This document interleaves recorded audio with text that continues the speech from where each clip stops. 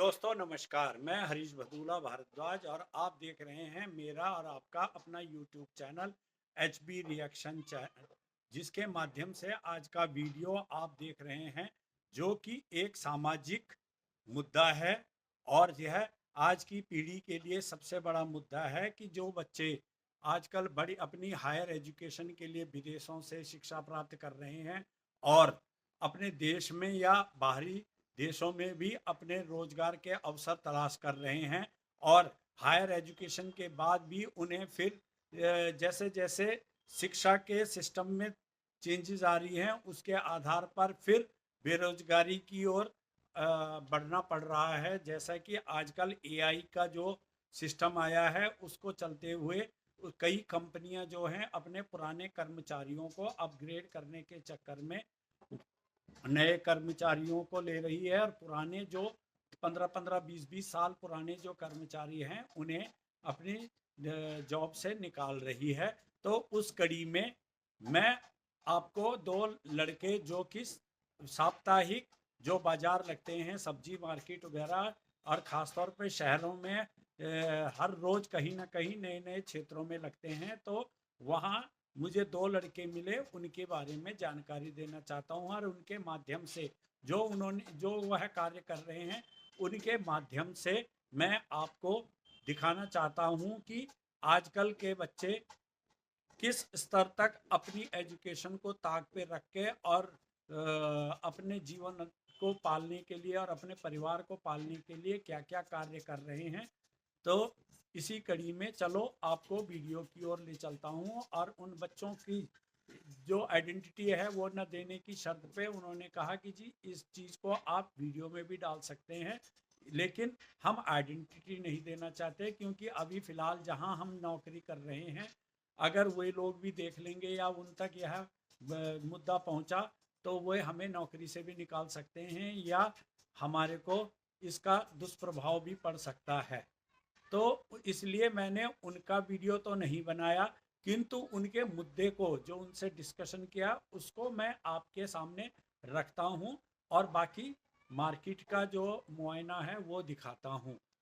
अगर आपको मेरा वीडियो पसंद आए तो इसे लाइक करें और मुद्दे को आगे और सामाजिक लोगों तक पहुंचाने के लिए शेयर करें, जिससे कि उन्हें भी अपने और अपने जैसे बच्चों के और अपने बच्चों के लिए ये इस विषय को गंभीरता से सोचने पर सहयोग मिलेगा।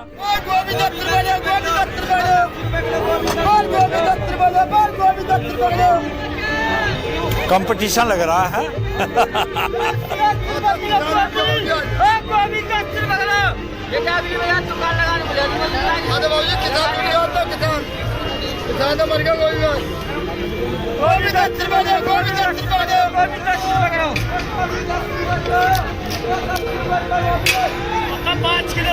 मुझे लग रहा है अगले हफ्ते तक 5 रुपए किलो हो जाएगी। बैंगन लेने, बैंगन लेना जी। सब्जियों के भाव जो कि मैं आपको अभी तक सुना रहा था, और आप देख लीजिए, अगर 5 रुपये और 10 रुपये किलो अगर सब्जियां मिलेंगी और वो भी मार्केट में, तो किसानों को वह खेत में क्या भाव पड़ रही हैं और उसके बीच में आड़ती उनसे कितना प्रॉफिट ले पा रहे हैं।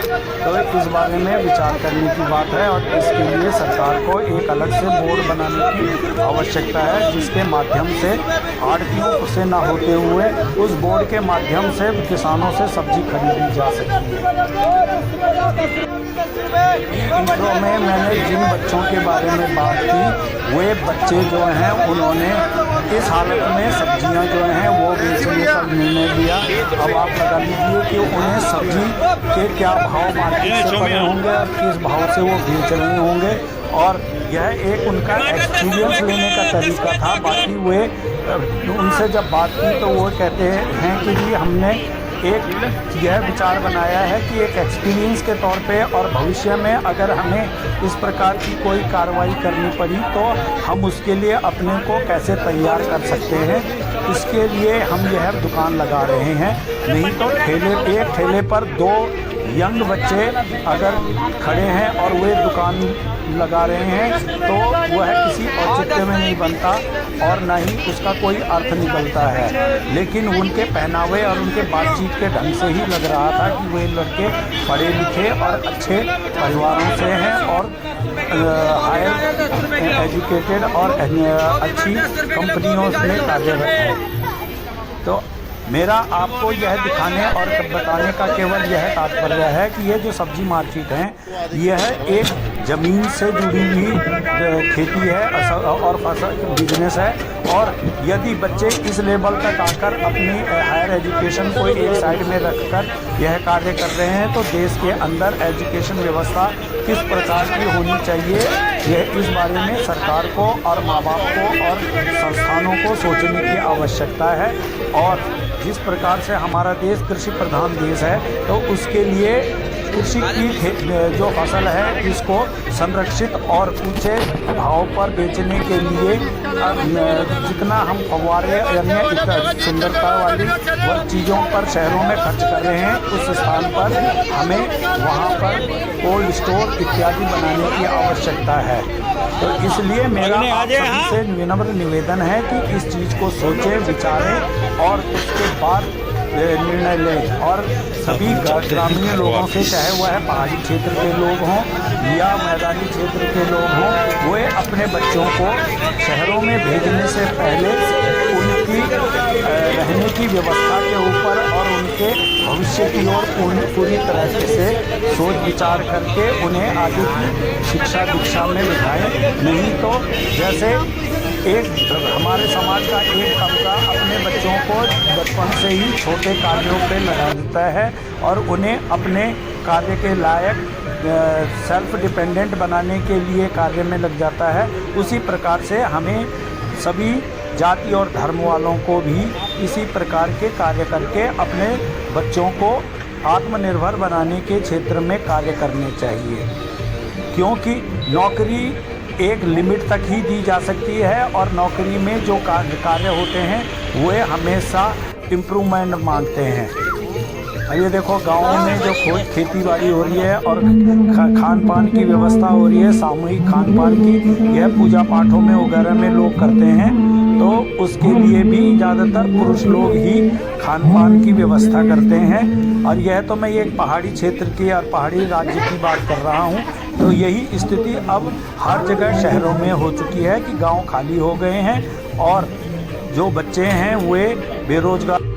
ये देखो जी, एक होटल का सीन है जहां कि लोग खाना खाने के लिए आए हुए हैं और 1000-1200 रुपये प्लेट की हिसाब से खाना खा रहे हैं। और जो यहाँ कार्यरत लोग हैं वे भी गांव के हैं और बर्तन भांडे मांजकर ही अपना गुजारा कर रहे हैं और उस बर्तन भांडों से ही अपने पेट को पाल रहे हैं। किंतु ये लोग अपने घर का शुद्ध शाकाहारी खाना छोड़कर यहाँ खाने के लिए आए हुए हैं और फिर उसके बाद इस भोजन को चटपटेपन से वे बीमार होते हैं और फिर अपने ऊपर कई हजारों रुपए और लाखों रुपए खर्च करते हैं जो जीवन भर का खर्चा है। जहाँ तक पहाड़ों की बात करें तो पहाड़ों में भी विशेषकर उत्तराखंड में कुछ ही क्षेत्र हैं जहाँ की पर्यटन के कारण और मंदिरों के चार धाम की यात्रा के कारण रोजगार बने हुए हैं। अन्यथा सभी लोग पलायन करके उत्तराखंड से शहरों की ओर आ रहे हैं, जो कि एक हमारे लिए अभिशाप है।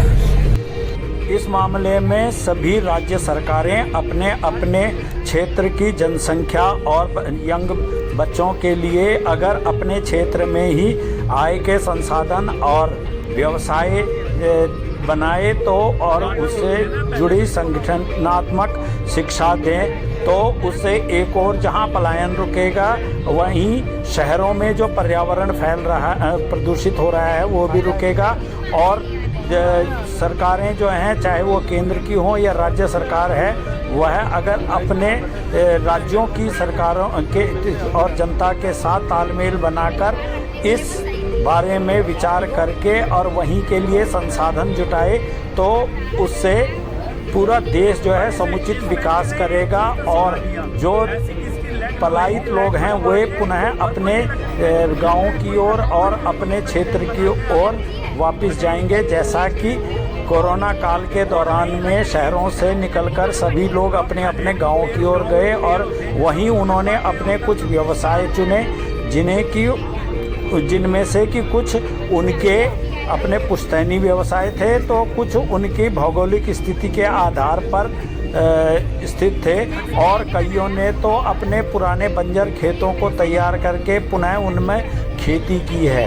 तो ऐसे व्यवसाय पर ध्यान देने की आवश्यकता। निजी क्षेत्र की कंपनियां जो हैं अपने कर्मचारियों को तनख्वाहें तो अच्छी दे देते हैं, लेकिन असमय पर ही उनको निकाल भी देती हैं और जिसकी वजह से वे अपने परिवार से विमुख होकर बाहर निकलते हैं। तो वहीं दूसरी ओर जब उनकी नौकरियां समाप्त होती हैं तो उन्हें अपने लाचारी में जान तक देने की नौबत आती है और ऐसे लोगों के लिए सरकार के द्वारा EPFO की पेंशन जो है वह भी बहुत कम रखी गई है, जो कि मौजूदा स्थिति में 1000 रुपये है, जो कि आज के ज़माने के आधार पर कुछ भी नहीं है। और होटलों में तो 1000 में भी एक थाली खाना नहीं मिलता है, जो कि एक टाइम का होता है।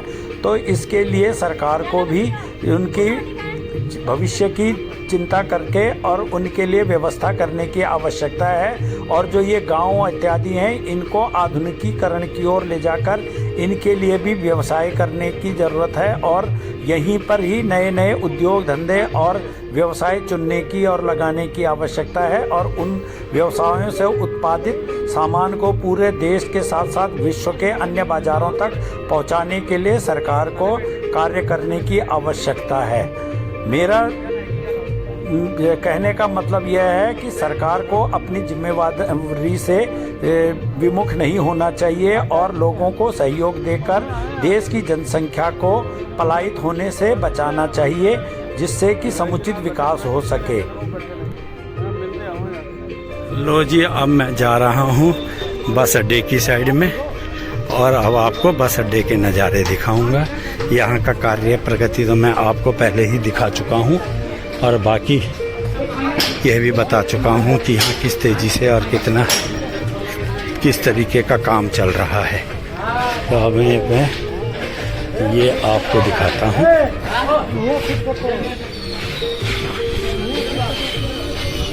ये देखिए, यहाँ एक और यहाँ फर्श बनाने का काम चल रहा है। तो यही यह कार्य जो है यह लेवलिंग के लिए पत्थर बिछाने का चल रहा है और ये सामने स्टेशन है। तो चलो अब मैं आपको बस अड्डे की ओर ले जाता हूँ। और इन्होंने ये सिस्टम गलत किया है। 6 गाड़ियाँ खड़ी हैं कोटद्वार दिल्ली की और सारी कोटद्वार डिपो की गाड़ियाँ हैं। इनको चाहिए कि 6 गाड़ियों की सवारी जो है एक गाड़ी में डाल के आगे पहले क्लियर कर दें, जिससे कि सवारी का भी टाइम बचेगा और सवारी को सुविधा भी मिलेगी और रोडवेज को भी सवारियां मिल जाएंगी। बाकी अगर जब ज़रूरत पड़े तभी वो दूसरी गाड़ी को आगे पीछे चलाया जा सकता है, नहीं तो अननेसेसरी सरकार का डीजल और गैस बर्बाद होती है। सरकार को इस बारे में सोचना चाहिए और इसी प्रकार से काम करना चाहिए। यह सरकारी तंत्र की उदासीनता दर्शाती है।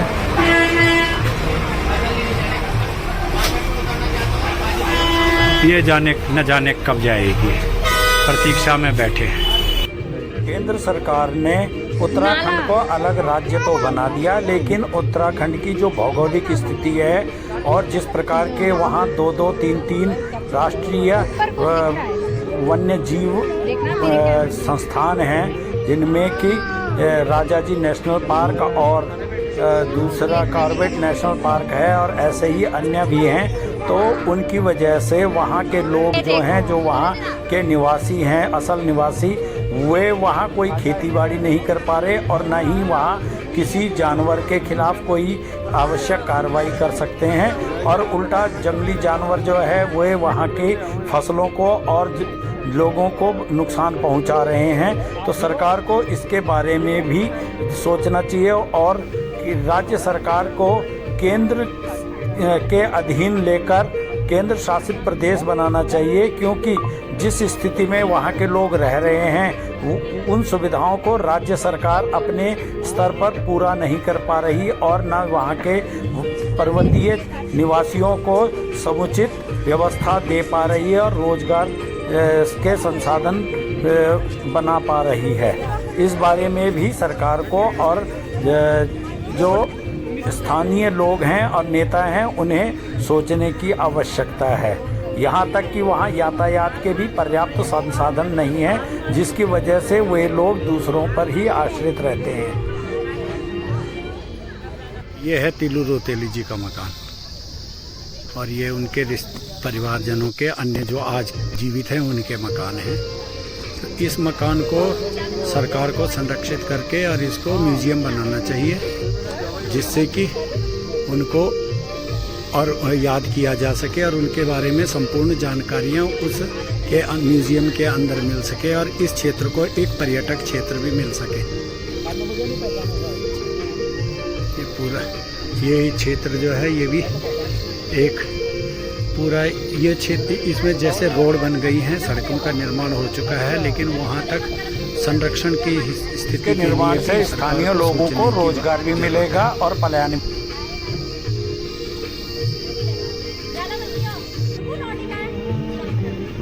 ये देखो जी पहाड़ों के रमणीक दृश्य। ये पूरी वैली जो है ये एकेश्वर ब्लॉक के विकास खंड के क्षेत्र में आता है। और ये देखो पूरी वैली, ये गुराड़ घाटी है। ये नीचे जो ये मैं गाँव दिखा रहा हूँ यह गुराड़ गांव है और दूर दूर जो हैं वो अलग अलग नौका खाल वगैरह अन्य गांव हैं। ये मौसम की वजह से थोड़ा धूप तेज है तो बादलों और बादल भी दिखाई दे रहे होंगे, तो ये सब घाटी जो है थोड़ा कैमरे की रेंज में नहीं आ पा रही।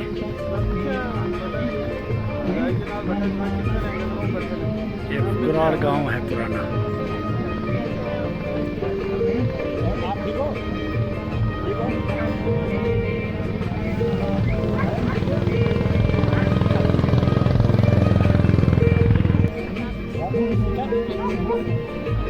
और ये जो घर है, ये जो घर दिखाई दे रहा है, यहाँ पूजा का आयोजन है।